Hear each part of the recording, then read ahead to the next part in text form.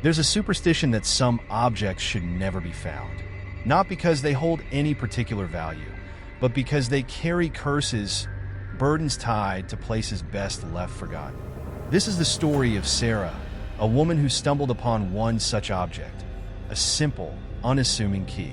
But what this key unlocked should never have been opened. If you ever find something like it, remember this: if you find the key, it's already too late.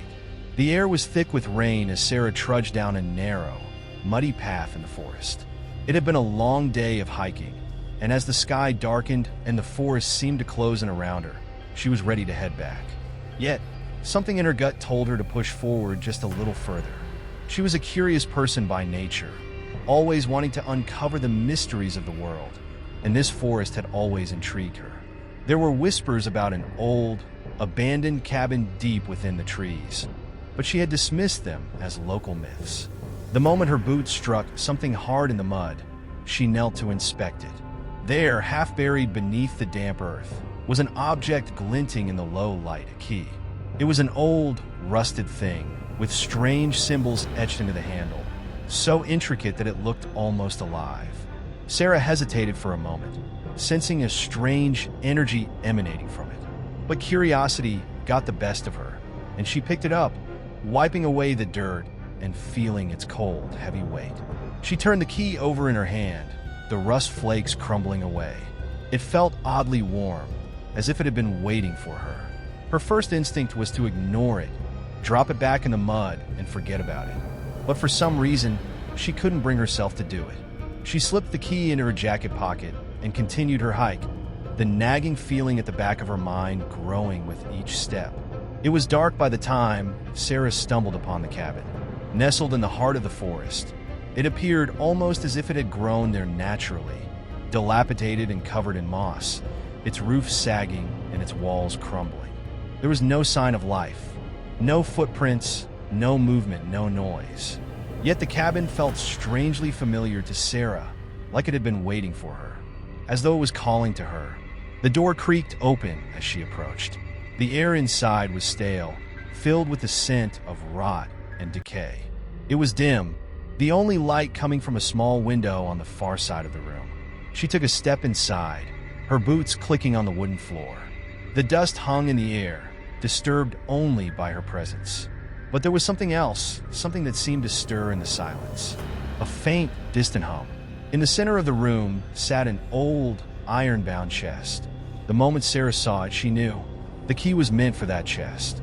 It was as if the key had guided her here, as if it had been waiting to unlock this very thing. Her heart raced as she approached the chest, her fingers brushing against the cold, rusted lock. She pulled the key from her pocket, her hand shaking, and slid it into the lock. It turned easily, as if it had been used recently. The chest opened with a groan, and a rush of stale air escaped from within. The moment the chest cracked open, the whispers started. At first, Sarah tried to convince herself it was all in her head. The whispers were faint, incoherent, like the rustling of dry leaves on a windy day. But they were persistent, tugging at the edges of her consciousness. They were so soft, barely audible, that she thought perhaps it was just the wind or some kind of trick of the mind. But then, as she lay in bed later that night, she heard them again, closer this time. The whispers seemed to come from everywhere, growing louder and more distinct. They were words now, calling her name. Sarah jolted upright in bed, heart racing. The whispers stopped abruptly, leaving an eerie silence that felt even worse than the sound. She glanced around the room, but nothing was there. Nothing but the key, which she had placed on her nightstand, now gleaming in the low light. It wasn't there earlier. Sarah couldn't remember moving it, but somehow it was back on her nightstand, exactly where it had been the night before. At first, she told herself it was just a coincidence. But as the days went on, things began to change. The whispers grew louder, more demanding. At work, the voices of her co-workers seemed to blend into static, their words incomprehensible. In the dead of night, she would wake to find the shadows stretching unnaturally across her walls, moving in patterns that didn't make sense. And each time she tried to get rid of the key, throw it away, bury it, hide it, it always returned, resting in the most unexpected places. And then there was the mark. It started as a faint bruise on her side, just below her ribs, but it began to spread, dark, tendril-like veins branching out from the original spot, spreading across her skin like ink. No matter how much she tried to ignore it, it only grew. Panic set in as the mark darkened and the whispers grew louder, echoing in her ears. There was no escaping it. No matter how far she ran, it followed her. Desperate for answers, Sarah visited Mr. Hargrove, an antique dealer known for his vast knowledge of ancient relics. She had heard rumors that he dealt in objects from places and times forgotten by history, and perhaps he would know something about the key. His shop was a cluttered labyrinth, filled with relics that seemed to watch her every move. There were old paintings on the walls, strange objects on shelves, and books piled high in every corner. "Where did you find this?" Hargrove asked, taking the key from her with an expression of shock. His hands trembled as he held it, inspecting it carefully. "In the woods," Sarah replied, confused by his reaction. "Why? What's wrong with it?" Hargrove's face darkened as he set the key down on a nearby table, as if it burned him. "This key isn't meant to be found. It's a tether, a lock meant to keep something sealed away. When you opened the chest, you released it. And now it's with you." Sarah felt a cold chill run down her spine. "Released what? What do you mean?" Hargrove sighed, looking at her gravely. "A keeper. They exist in the shadows, bound to the person who finds their key. They feed off your secrets, your fears. The more you resist, the stronger they grow. They can't be seen, but they're always there, waiting, watching. And if you don't put the key back where it belongs, if you don't seal it away again, it will take you." The whispers became a constant presence, filling the air around Sarah. She could no longer go anywhere without hearing them, sometimes loud enough to drown out her own thoughts. The shadows in her apartment seemed to move when she wasn't looking, always watching her, always lurking. It was as if she were being haunted by the very thing she had unleashed. One night, the whispers grew unbearably loud. They surrounded her, overlapping, mocking, taunting. "You can't run," they seemed to say. "You're already mine."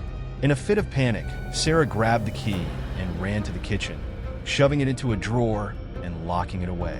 But it was always there, right in front of her, whenever she opened her eyes. Even in the dark, she could see it in the corner of her mind, feel it pulling at her. Then came the dreams. Night after night, Sarah was trapped in the same twisted vision. She would find herself in the cabin, staring at the chest, her hands trembling as she tried to shut it. But the chest wouldn't stay closed, and standing beside her was the thing. The keeper, its form formless, shifting like liquid shadows. It whispered her secrets, everything she had ever feared, everything she had ever hidden. It knew her. Unable to stand it any longer, Sarah returned to the cabin, convinced that the only way to end it was to confront the creature she had released. The air was thick with tension as she pushed the door open. This time, the door swung wide without resistance, as though it had been waiting for her. Inside, the chest was open. The whispers filled the room, deafening now, swirling around her in a tornado of sound. And then it emerged. The keeper. It was not human. It was something else. Its form was a mass of shifting shadows, humanoid in shape, but constantly changing, always flowing. It moved like liquid, its outline never remaining the same for long. And its voice, no voices, were all around her, in her head, in her ears, taunting her. "You brought me here," it hissed, its voice a chorus of sounds, as if 1,000 voices were speaking at once. "You belong to me now." Sarah backed away, trembling. "What do you want from me?" she whispered. The creature moved closer, its presence overwhelming. "To take your place." In a final, desperate move, Sarah reached for the chest, but the keeper was faster, its dark fingers wrapping around her wrist. The last thing she saw was the creature's ever-shifting form engulfing her, her scream swallowed by the darkness. The next morning, the forest was quiet again.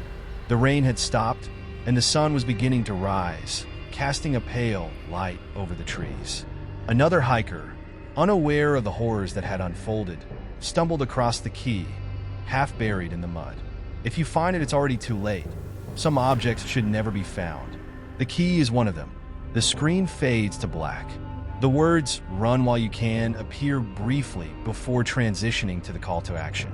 If you've ever encountered something you couldn't explain, tell us your story in the comments below. Don't forget to like, share, and subscribe for more tales from the dark.